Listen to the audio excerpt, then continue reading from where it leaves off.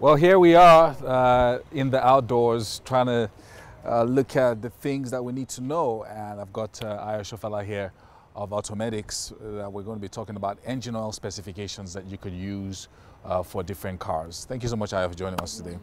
Now, engine oil is a big deal for many cars. But a lot of times people don't know the specifications that they need to use for their cars. So can you just take us through a few of those specs? Let's start talking about them.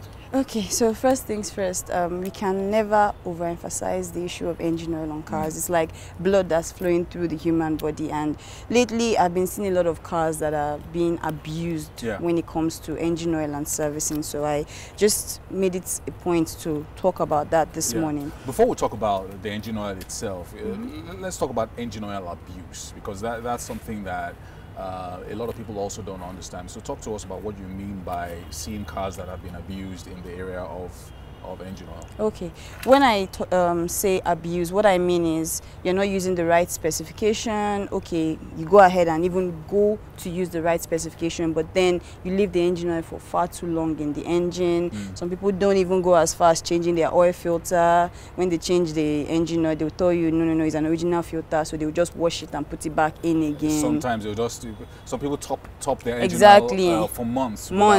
I've seen someone who has gone as long as 8 months.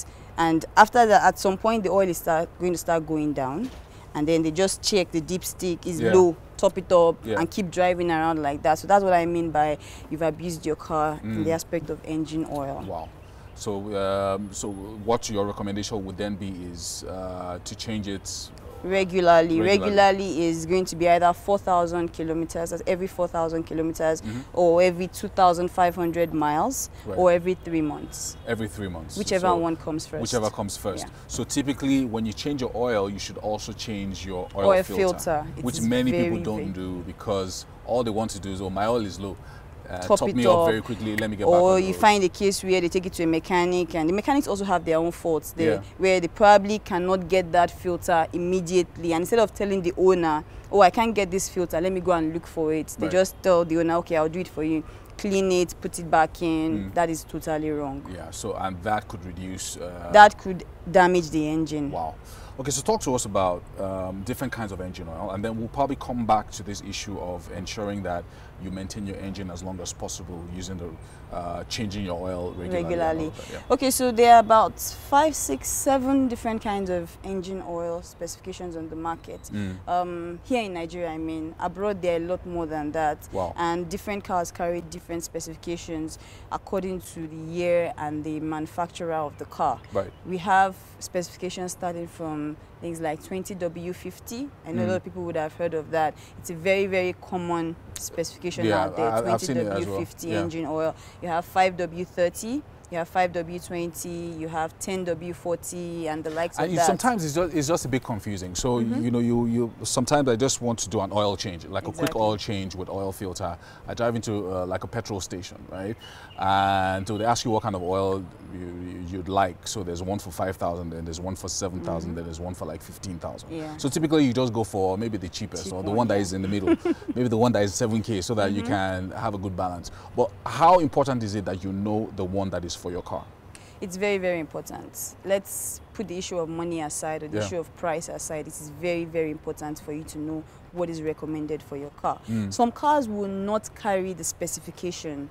I've seen a lot of cars, especially the Asian cars, who will not carry the specification. But if you do a Google search, you would actually find what is recommended for that particular car. So maybe if you drive like a Kia or a Hyundai, they might Some Toyotas don't carry it. They might not reflect the specific one that you should use. Now, this is where it's supposed to be, on the oil filler cap.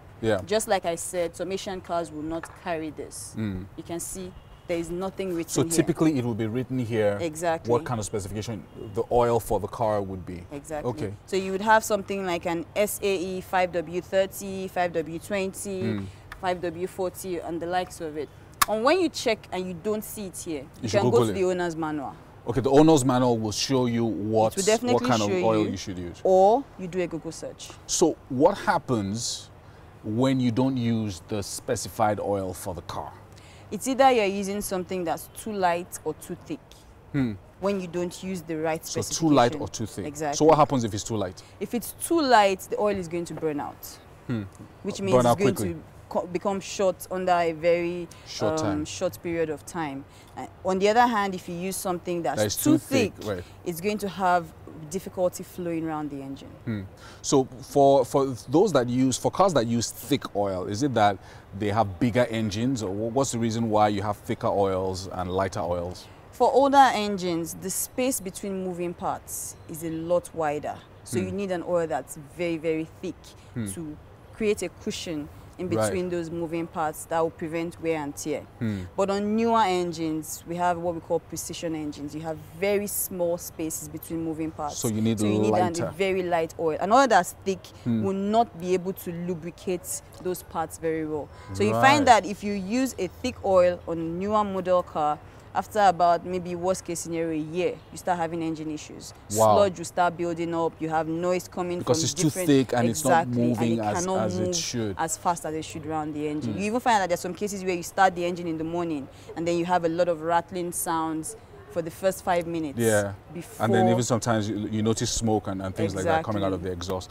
Wow, these are some really, really important pieces of information that you're giving us this morning. And I know that people watching are saying to themselves that they probably will be paying a little bit more attention. Exactly. And one important thing, ask questions. You know, you can ask the mechanic. I remember that my mechanic said to me one time that, because I had been used to a certain kind of oil, and he was saying that, no, that's not the oil for this car. You know, so ask questions, make sure that you know, and find out from the cap or the user's manual what kind of oil you should use. Thank you so much, Ayo, for giving us this information.